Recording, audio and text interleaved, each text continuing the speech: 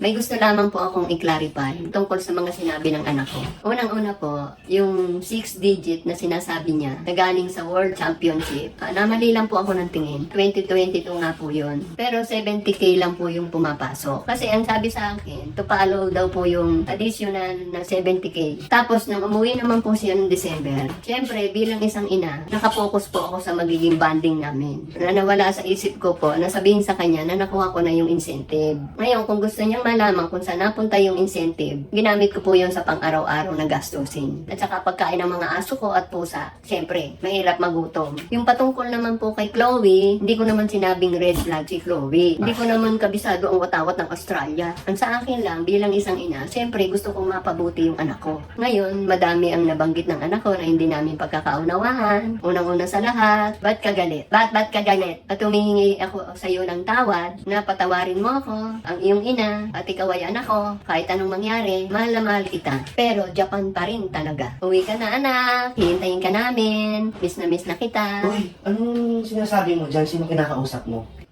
Yung anak ko, Ano yung anak? Carlos Yulo, yung nanalo. Ba't mo kinakausap yun? Hihingi ako ng tawad. Bakit? Nanalo siya eh. Hindi, ba't ka nagsasorry sa kanya? Wala ka namang kasalanan. Para magkaayos kami. Ano magkaayos? Hindi naman ikaw yung nanay ni Carlos Yulo. Hindi ba ako? Ma, ay, Angelica yung pangalan ng nanay niya. Angelica ka ba? Hindi. Si Ganda. Oh, huwag kang humingi ng tawad. Ikaw, masyado kang ano ha? Siyempre. Napag-aalataan ka ma ha? Siyempre, nanalo siya eh. Oh, Baka kailangan niya ng bagong nanay. Nandito ako, Carlos Yulo.